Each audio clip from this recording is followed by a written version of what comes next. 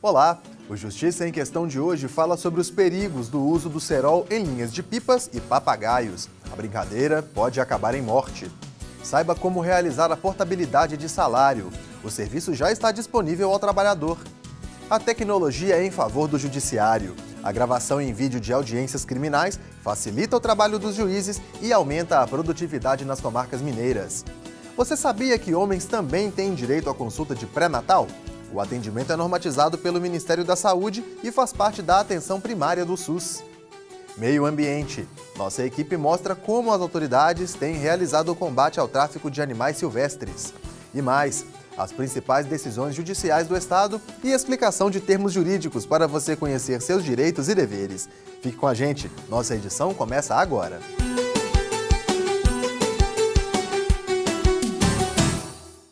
Uma mistura de cola e vidro pode fazer com que uma linha se torne uma arma. Muitas pessoas têm sido vítimas do cerol e também da linha chilena, usadas em pipas e papagaios. Em Belo Horizonte, de janeiro a dezembro de 2017, o Hospital João 23, maior centro de atendimento de urgência da capital, recebeu 25 casos. Em 2018, só até junho foram 22. Saiba mais sobre as consequências desse tipo de acidente na reportagem de Silvana Monteiro. A mãe abraça o filho sobrevivente de uma tragédia. Foi por um fio que ela quase perdeu o caçula Ivan Rodrigues, de 25 anos. No momento que aconteceu com meu filho, eu falei assim, meu Deus, será que meu filho, meu caçula, meu filho, será que não vai sobreviver? Meu pai... Foi um desespero total. O gingado e o colorido das pipas e papagaios chamam a atenção para os céus. Uma brincadeira bastante comum entre crianças e adolescentes em época de férias e períodos de ventos fortes. Uma diversão que pode significar a alegria para alguns, pode ser a tristeza de outros. Ivan é motociclista e experimentou o lado triste dessa brincadeira ao trafegar por uma importante avenida de Belo Horizonte. Estava andando na avenida quando me deparei com a linha, já na altura do meu rosto. Não deu tempo de fazer nada. A linha já pegou me cortando. Aí eu tive a reação ainda de conseguir partir a linha e parei minha moto. Quando eu parei a moto, eu tirei o meu capacete, até então eu não tinha noção da gravidade da situação, mas na hora que eu tirei meu capacete e vi que estava sangrando muito, minha roupa já estava tomada de sangue, pedi socorro, tirei minha blusa, que foi a primeira reação que eu tive para ajudar a conter, porque estava assim assustador. Ele foi socorrido por guardas municipais que faziam ronda na região. O tempo entre o socorro e a internação foi muito importante para salvar a vida dele. O motociclista foi recebido em uma UPA e depois encaminhado ao Hospital de Pronto-Socorro João 23, onde ficou internado para ser submetido a cirurgias. Pelo fato de provocar lesões profundas e até amputações, o custo com as vítimas de cerol é impactante para a saúde pública, como explica o coordenador do Hospital João 23. Dependendo da lesão que ele tem, eu tenho que fazer 3, 4, 5 intervenções cirúrgicas, né? Eu tenho que fazer a primeira, que é poder conter o trauma, a segunda para poder tentar restabelecer aquilo que aconteceu. E como o paciente fica muito tempo internado, ele pode ter consequências maiores, como infecções do local da ferida. Então eu tenho um custo aqui, se o paciente ficar internado numa enfermaria, de R$ 890 por dia. Então nós temos contas de pacientes que não era para ter acontecido isso, que chega a estratosférica, custo estratosférico de cerca de 50, 60 mil reais, um único atendimento. São vidas expostas a um risco provocado pela disputa. Normalmente, quem usa cerol ou linha chilena quer competir, aparando o papagaio de outra pessoa e muitas vezes acabam ferindo alguém, o que pode ser considerado um delito sob a luz do artigo 132 do Código Penal, além da previsão também em leis estaduais e municipais. No estado de Minas Gerais, existe uma única lei que determina algumas punições administrativas. Por exemplo, no caso de pegar alguém soltando pipa com essa linha de cerol chilena, uma linha cortante, ele pode se aplicar multa a esse indivíduo e ele terá que pagar essa multa. Existe também, nesse mesmo sentido, 2 leis municipais. Existe também uma lei tramitando no Congresso Nacional que está querendo tipificar como crime o uso desta linha. Então aí vai haver uma alteração do nosso Código Penal, criaria-se aí o crime com sanções até de detenção, de prisão, com relação ao indivíduo que estiver usando estas linhas. Apesar da busca pela punição a quem usa esse tipo de material, de acordo com o tenente do Corpo de Bombeiros, a mudança mais relevante deve acontecer nos costumes. É que o problema ele é eminentemente cultural, então é uma questão que vai sendo passada de pai para filho, né? E às vezes as pessoas que estão utilizando, né, o cerol e a enxilena, elas não conseguem enxergar que quando elas fazem essa utilização, elas podem ser diretamente responsáveis pela morte das pessoas.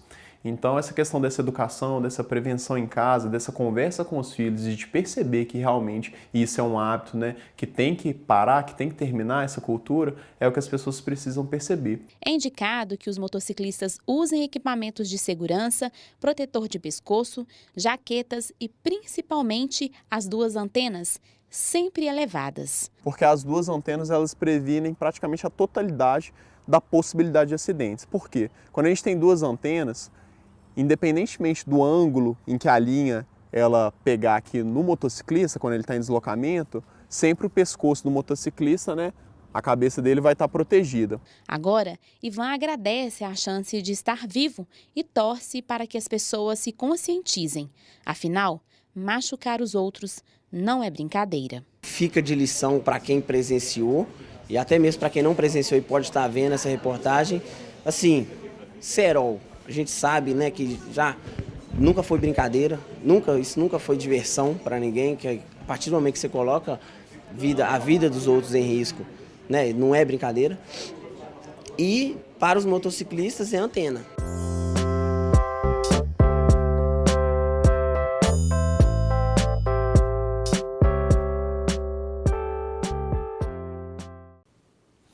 Desde julho deste ano, o Banco Central aprovou novas regras para a portabilidade de salários.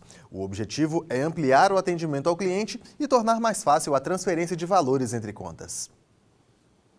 Bem, doutora, o que é a portabilidade de salário? Portabilidade é um procedimento em que o consumidor pode requerer a transferência do seu salário para um outro banco de sua escolha. Ele tem o prazo, o banco de origem, ele tem um prazo de 5 dias para fazer esse procedimento e após isso 12 horas para transferir o salário do consumidor. Certo. E o Banco Central aprovou aí novas regras, né, referente a essa transferência. O que a senhora pode destacar para a gente que é interessante que o consumidor saiba? Bom, a grande novidade que vai trazer uma maior liberdade para o consumidor é que essa transferência ele pode fazer tanto no banco de origem quanto no banco de destino. Certo. E caso ele tenha aí essa transferência negada ou mais algum outro problema envolvendo as instituições bancárias, o que ele deve fazer? Bom, primeiro ele pode fazer uma reclamação no PROCON. Caso não tenha êxito e a demanda for até no máximo 60 salários mínimos, ele pode entrar com uma ação com pedido de tutela antecipada no Juizado Especial de Relações de Consumo ou, caso seja maior, na Justiça Comum. Muito obrigada. No próximo bloco, a gente fala sobre a gravação de audiências criminais e mais, como os homens podem ter acesso ao serviço de pré-natal. Voltamos em instantes.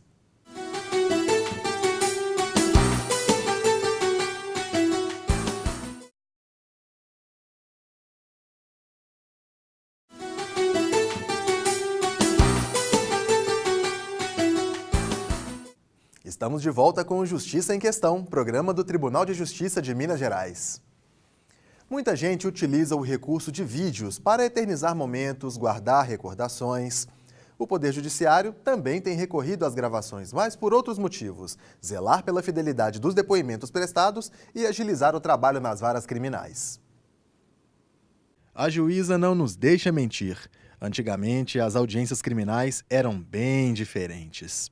Olha, eu ainda sou do tempo que usávamos a máquina de datilografia. Nessa época, a palavra audiência causava terror nos funcionários. Existia um verdadeiro pânico entre os servidores que ninguém queria, a grande maioria, fazer audiência, porque passava a ser um castigo, porque ele teria que ficar o tempo todo digitando e um ouvido muito atento, porque ninguém vai ficar gritando. ele não podia perder nada, e o juiz muitas vezes tendo que ditar aquilo, tinha que já ouvir a próxima pergunta e logo em seguida a resposta seguinte. Agora os depoimentos terão registro audiovisual. A Diretoria de Informática do TJMG concluiu a implantação do projeto para a gravação de audiências. A gente implantou essa solução nas 296 comarcas do estado, em todas as unidades jurisdicionais com competência criminal. É utilizado o computador, já implantado na própria sala de audiência das comarcas. Nós implantamos uma webcam e um microfone neste computador para que seja capturada a imagem e o áudio de todos os depoentes, do Ministério Público, do próprio magistrado. O sistema permite que as partes mais importantes da gravação sejam marcadas para que o magistrado consulte depois, de forma mais rápida. Uma cópia da audiência é gravada em CD e anexada aos autos. Os arquivos digitais também são armazenados para consultas posteriores. Todas essas imagens são coletadas por um sistema, juntamente com o áudio. Isso fica armazenado no computador da sala de audiência no primeiro momento e depois é tudo transferido para um servidor central da Diretoria de Informática. De acordo com a juíza, a novidade encerrou conflitos que aconteciam durante a digitação. Muitas vezes o magistrado não conseguia reproduzir com aquela fidelidade que a parte espera que o depoimento da sua testemunha esteja. E isso causava inúmeros protestos e às vezes conflitos com as partes que geravam um outro problema paralelo que tínhamos que resolver. Isso hoje acabou, porque a fidelidade está ali registrada e até os eventuais protestos já ficam registrados na ata. A intenção é deixar a pauta de audiências menos sobrecarregada, o que permitirá acelerar o processamento das ações penais. E o objetivo já está sendo alcançado. E nós conseguimos hoje, no mesmo tempo, fazer um número muito maior de audiências.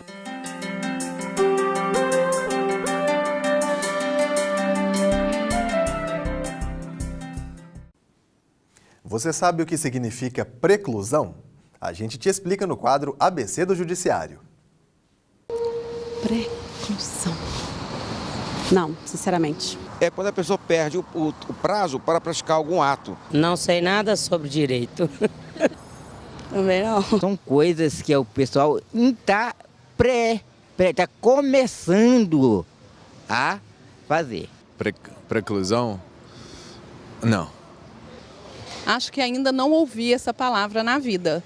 A preclusão é a perda do direito de praticar ato processual devido ao prazo ou de emendar ato processual já realizado. Com o objetivo de oferecer uma prevenção mais completa e promover a saúde global das famílias, o Hospital das Clínicas de Belo Horizonte passou a oferecer em junho deste ano o atendimento de pré-natal para homens. Entenda na reportagem de Silvana Monteiro. O pré-natal é um direito da gestante. Nele é possível acompanhar o desenvolvimento do feto e receber orientações sobre a gravidez e a saúde da mãe e do filho. Mas e a saúde do pai? Como fica nessa história? No intuito de responder a essa pergunta é que foi criado um programa de atendimento aos homens no Hospital das Clínicas de Belo Horizonte. O Ministério da Saúde fala na importância do pré-natal do parceiro desde 2011. Em 2015, ele cria um guia, para orientar os profissionais de saúde a como fazer o pré-natal do parceiro, mas enquanto uma política de saúde voltada para a atenção básica. Nós aqui, o Hospital das Clínicas, nós funcionamos como uma atenção especializada e atenção terciária. Então, estaria, em princípio, fora dessa lógica, dessa proposta do Ministério da Saúde. Mas exatamente porque nós temos atenção especializada, nós temos o setor que nós chamamos de gestação de risco. Então, são mulheres que são encaminhadas para fazer pré-natal conosco, porque elas ou o feto têm algum problema de saúde que precisa de cuidado com o especialista.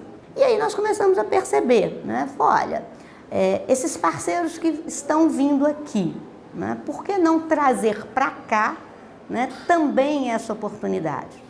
A proposta do pré-natal do parceiro, oferecido pelo Hospital das Clínicas da Universidade Federal de Minas Gerais, é despertar no homem o desejo de cuidar da saúde. Dessa forma, ele também pode contribuir para o bem-estar da mãe e do bebê. O Roger fazia parte do grupo dos que não se preocupavam com a saúde, até descobrir a hipertensão. Eu era, até descobrir, sou hipertenso, né? Já deixei para lá, porque trabalho com motoboy, então você tem tempo, você fica para lá, para cá. Aí agora eu estou cuidando mais, né? Depois que a pressão aumentou, descobri, mas eu estou tomando remédio direitinho, cuidando. Essa atenção com a saúde do pai, mesmo durante a gestação, é muito importante, pois ainda nesse período ele pode transmitir doenças à criança. Então nós não fazemos uma avaliação só do risco para o feto, nós fazemos uma avaliação de risco de saúde dele, enquanto homem, né? Então, o pré-natal é uma janela de oportunidade para fazer isso. Então, nós estamos preocupados com a vacinação dele, com a pressão arterial dele, com o peso, com como é que está a glicose dele, como é que está o colesterol, mas também com as questões das infecções sexualmente transmissíveis, que pode ter uma repercussão direta. O Roger tem participado de todas as consultas da mulher e também tem recebido o atendimento da equipe médica. Com isso, ele está se sentindo fortalecido para dividir os cuidados com o bebê. Ela tem aquela confiança, aquele apoio, né? A saúde dele está cuidando também, eu estou cuidando da minha e aí a gente cuida deles. Então, assim vai. Por isso que tem que cuidar da saúde, tanto a gente quanto os filhos, um ajudando o outro. Igual eu falei no começo, é um levando o outro para o bom caminho, né?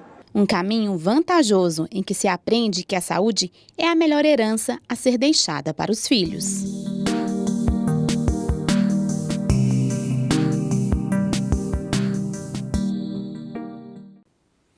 A gente volta daqui a pouco para falar sobre o combate ao tráfico de animais silvestres. Fique conosco, Justiça em Questão volta já.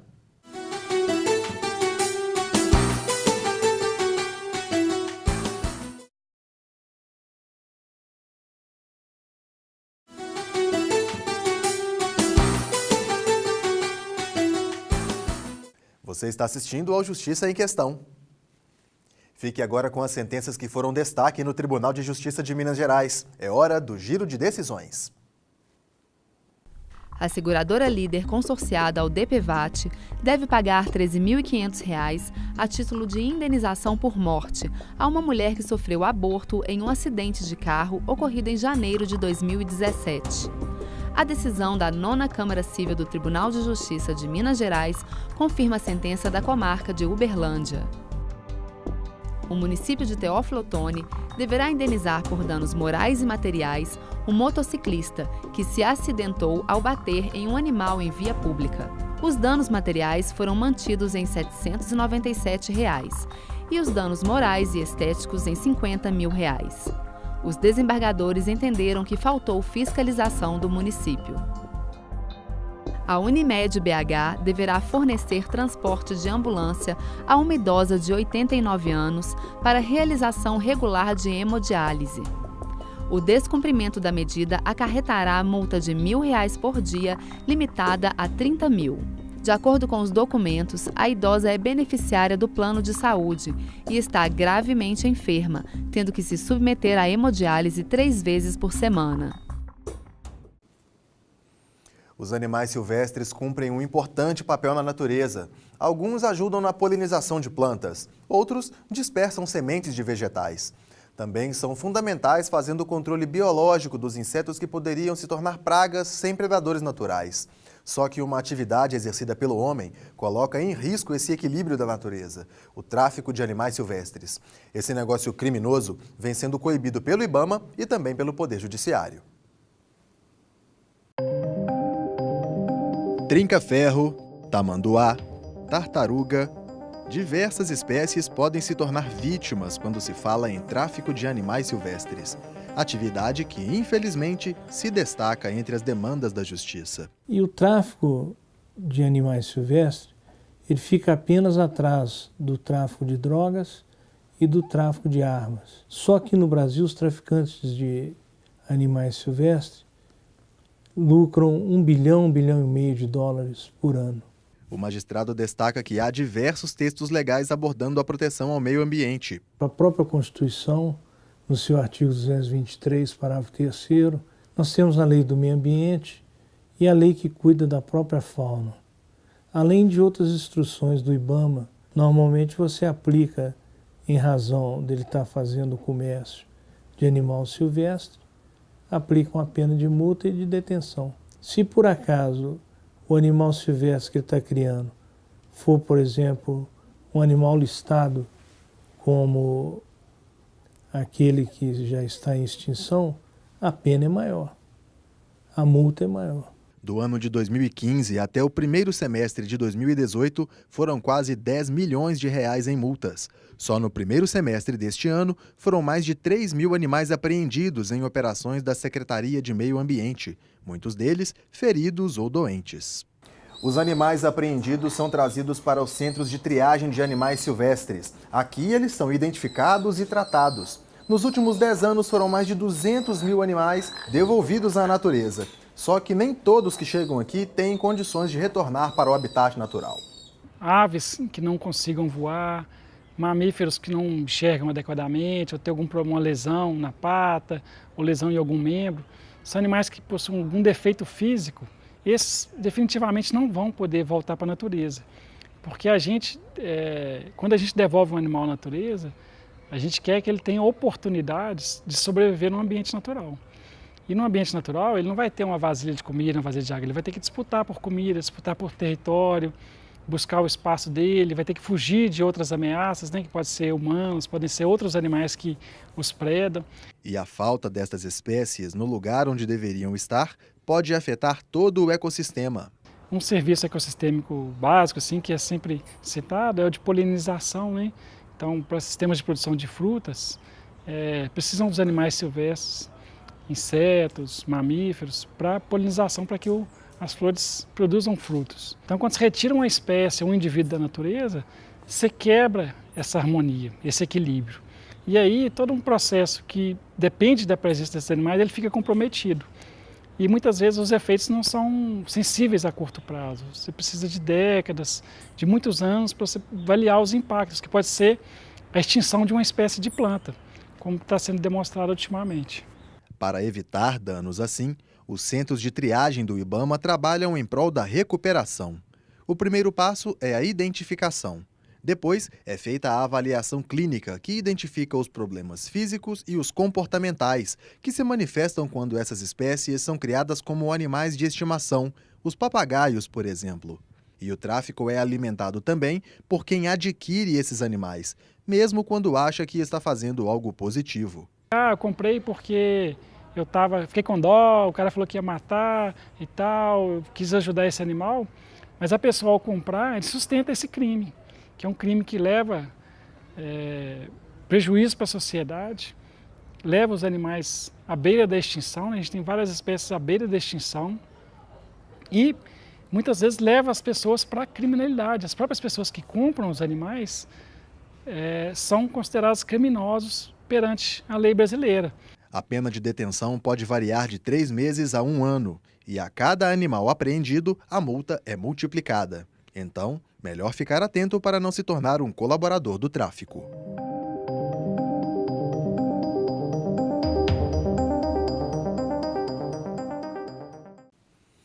O Justiça em Questão também está na internet. O conteúdo desta e de outras edições pode ser acessado no portal do Tribunal de Justiça. Clique na área Comunicação e depois em Justiça em Questão. Ou veja pelo canal no YouTube. Comente, proponha temas, participe do nosso programa. Envie um e-mail para justiçaemquestão@tjmg.jus.br. Um grande abraço e até a próxima edição.